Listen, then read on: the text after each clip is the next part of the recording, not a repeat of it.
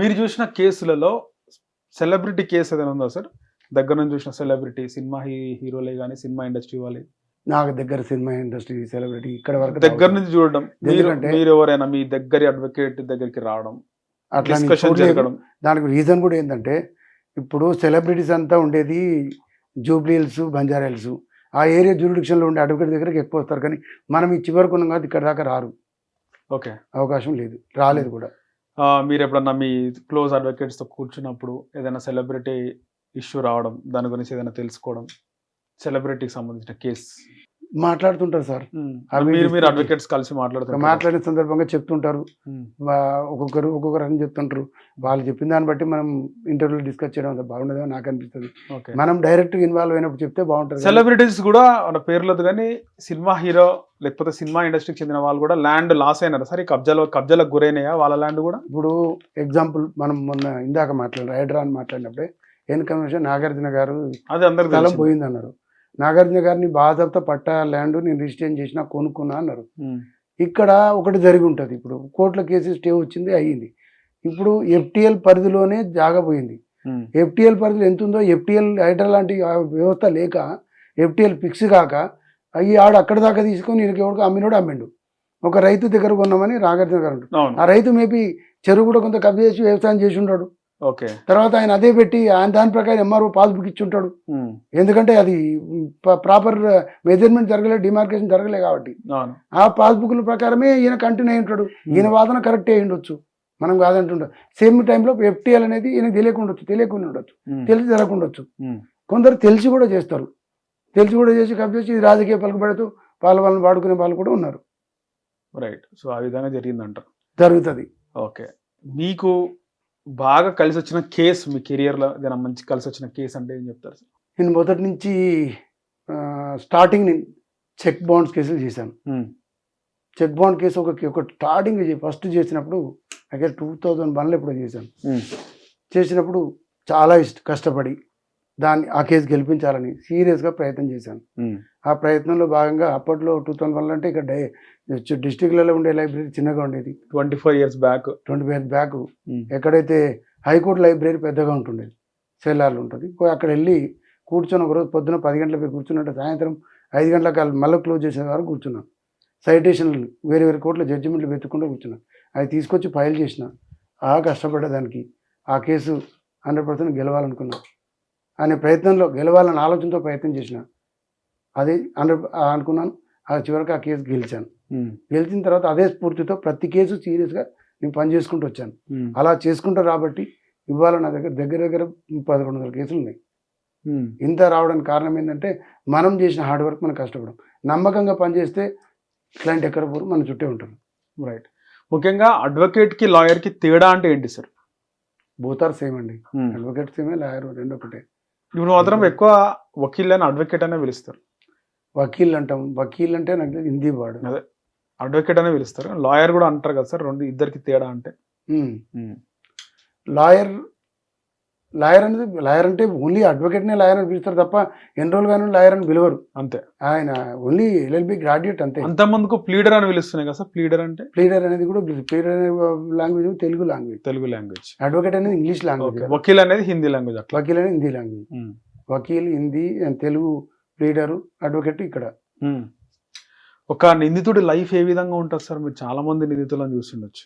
Criminal కాకుండా మీరు civil కాబట్టి, సివిల్లో కూడా వాళ్ళు లైఫ్ టైం అయినాయి, లేకపోతే ఒక 2-3 సంవత్సరాలు ఉన్నాయి జైల్లో, చూస్తుండొచ్చు. అంటే నేను చేసే సివిల్లో ఈ లైఫ్ టైం ఇవన్నీ నా దగ్గర కనపడవు. ఎందుకంటే నేను చేసేది క్రిమినల్ కాదు, ఓన్లీ సివిల్ చేస్తా కాబట్టి లైఫ్ అనేది ఇన్ జనరల్గా పోయినప్పుడు వాళ్ళు ఆ కేసు అయిపోయేటప్పటికే 4-5 ఏళ్ళు పడుతుంది. సరే ఏదో డిసైడ్ అయిపోతుంది, తిరగడం ఏంది, తొందరగా అయిపోతుంది, ఏదైనా డిసైడ్ అయిన స్టేజ్కి వస్తుంటారు. ఈవెన్ మ్యాట్రిమోనియల్ కేసులోకి వచ్చేస్తే ఫస్ట్ డే ఉండే సీరియస్నెస్ కేసు అయ్యేటప్పటికి ఉండదు. మ్యాట్రిమోనియల్ సార్ అదే ఇవే మ్యారేజ్, ఫ్యామిలీ కేసెస్, పెళ్ళైన తర్వాత డివోర్స్ కేసులలో కానీ, మెయింటెనెన్స్ కేసులలో కానీ, ఈ DVC డొమెస్టిక్ వైలెన్స్, గృహహింస కేసులు కానీ, ఇవి మనం చేస్తుంటాను కాబట్టి చూస్తాం కదా. ఫస్ట్ డే ఉన్న ఇంట్రెస్ట్ లాస్ట్కి ఉండదు. ఇప్పుడు ఫస్ట్ డే చిన్న ఎగ్జాంపుల్ చెప్తా. ఒక మొన్న కేసులో ఒక అమ్మాయి ఏం చేసింది, 4-5 కేసులు పెట్టింది అబ్బాయి మీద. డీవీసీ పెట్టింది, మెయింటెనెన్స్ పెట్టేసింది, తర్వాత ఇంకోటి ఏంది డ్రైవర్తో కూడా పెట్టలేదు, మళ్ళీ రిజిస్ట్రేషన్ కంచిగల్ రేట్స్ పెట్టింది, ఇలాగ కాపురాన్ని తీసుకెళ్ళమని ఇలా పెట్టుకుంటూ 498 పెట్టింది, 4 అయిపోయినాయి. ఇలాగ 5 కేసులు పెట్టింది, ఇంకోటి 5 కేసులు పెట్టి 5 కేసుల తర్వాత నేను కాంప్రమైజ్ అని ఆ అబ్బాయి అడిగితే కాంప్రమైజ్లే నథింగ్ గెట్ అవుట్, నేను కాపురానికే వస్తాదని తను కాదని వెళ్ళిపోయి మళ్ళీ గొడవలు పడి ఇవన్నీ చివరకు మనం ఇద్దరు కాంప్రమైజ్ చేసుకొని మ్యూచువల్ కన్సర్న్ కింద సెటిల్ చేసుకొని ఓ 10 లక్షల అమౌంట్ తీసుకొని సెటిల్ చేసుకున్నాను. 4 years అయిందా సార్? 4-5 years అయింది? ఒక 3 years అవుతుంది. ఓకే. స్టార్టింగ్లో ఆ అమ్మాయి వినలేదు, అసలు సమస్య లేదు, ఒప్పుకొని ఉన్నది. ఆమె కాదు చాలా మంది అంతే. నా దగ్గర ఇంకో ఫస్ట్ శిక్ష పడాలని ఉంటుంది వాళ్ళకి, అంతేనా సార్? శిక్ష పడాలనే సీరియస్నెస్ ఫస్ట్ ఉంటుంది.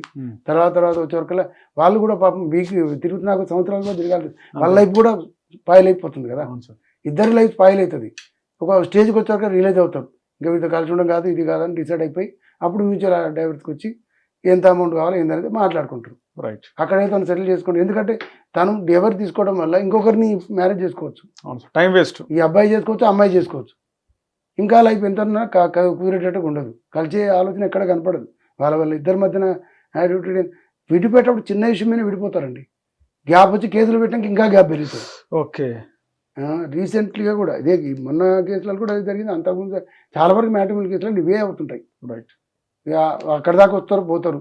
ఇలా అమ్మాయిల గురించి కూడా అమ్మాయిలు కూడా చాలా వరకు అబ్బాయిలు ఉంటుంది, వాళ్ళ పిల్లలు అయినారు అనుకో, పిల్లలైన తర్వాత కొన్ని కేసులు పిల్లలైన తర్వాత పిల్లలు నా దగ్గర ఉంటే చాలు, బాబు కానీ పాప కానీ నా దగ్గర ఉంటే చాలు, మీతో నాకు అక్కర్లే అని ఆలోచనలు ఉంటారు. వాళ్ళిద్దరి మధ్య ఇష్యూస్ వస్తాయి. దాంతో ఎట్టి పరిస్థితుల్లో అతను లేకున్నా నా పిల్లలతో బాబుతో గడుపుతాను, పాపతో గడుపుతాను ఫీలింగ్లో వాళ్ళు కూడా ఉంటారు. సో కేసులు పెట్టి ఎక్కడో తానైతే సెటిల్మెంట్ అయితే అవుతాయి సార్ చాలా వరకు. ఓకే. సెటిల్ చేసుకుంటారు.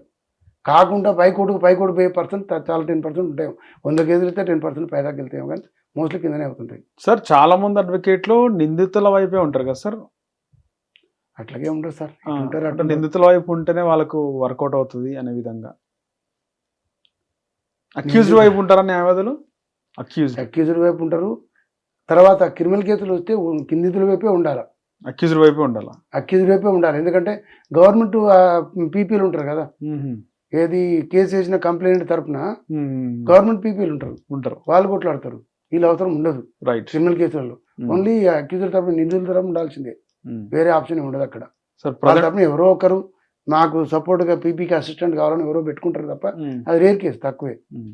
ఇక సివిల్ కేసులకు వచ్చేవరకు ఇద్దరు ప్రైవేట్ అడ్వకేట్ పెట్టుకోవాల్సిందే కదా, తర్వాత ఫ్యామిలీ కేసులకు వచ్చేవరకు ఇద్దరు వేరు అడ్వకేట్ పెట్టుకోవాల్సిందే కదా. కాకపోతే గవర్నమెంట్ ఈ మధ్య legal aid defence council system అని ఒకటి పట్టుకొచ్చింది. దాని ద్వారా ఎవరైతే ఈ క్రిమినల్ కేసులలో ఉంటారో వాళ్ళకి అడ్వకేట్ పెట్టుకుని స్తోమత లేకుండా జైళ్ళలో గడిపే వాళ్ళ కోసం డిఫెన్స్ కౌన్సిల్ గవర్నమెంటే డిఫెన్స్ చేయడానికి కొంతమందిని అపాయింట్ చేసింది అడ్వకేట్స్ని. వాళ్ళ కేసులు ఉంటే తీసుకొచ్చి వాళ్ళు కొట్లాడి వాళ్ళకి బెయిల్ ఇప్పించడం, బెయిల్ కోసం ఆర్గ్యుమెంట్ చెప్పడం, బెయిల్ ఆర్డర్స్ ఇప్పించడం, అట్లాగే ట్రయల్ అయ్యేటప్పుడు వాళ్ళ తరఫున వాదించడం, వాళ్ళ తరఫున క్రాతకం చేయడం, ట్రయల్ కండక్ట్ చేయడం, ఇవన్నీ చేస్తుంది. ఒక రకంగా మంచి ఆలోచనే.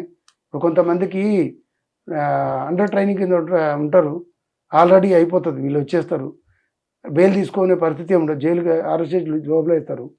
జైలుకి పోయిన తర్వాత జైల్లో ఉంటారు, వాళ్ళకి కోర్టులో బెయిల్ వేయడానికి స్తోమత ఉండదు కొన్ని పరిస్థితుల్లో. సపోజ్ ఈవెన్ ఎవరైనా దొంగతనం చేసిండే అనుకుందాం, వాడు దొంగతనం చేసి ఎక్కడెక్కడో పోయి ఖర్చు పెట్టిండు, తీసుకొచ్చి లోపల వేసేసారు.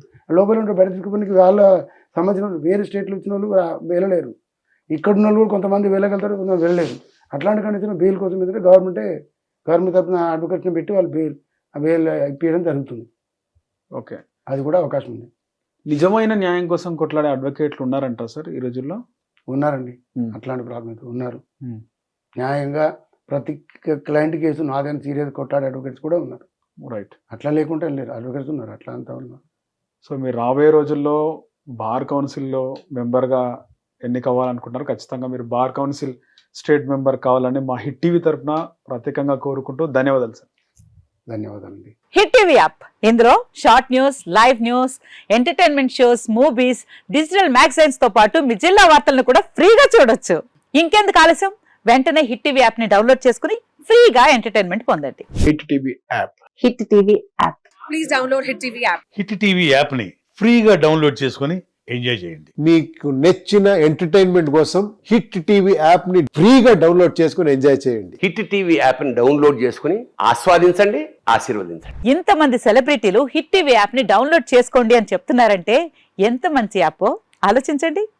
అమెరికా అమెరికా అమెరికా అమెరికాలో చదవాలనుకునే వాళ్ళకి విశ్వసనీయమైన పేరు మన శౌర్య కన్సల్టెన్సీ. UK లో 1 year masters.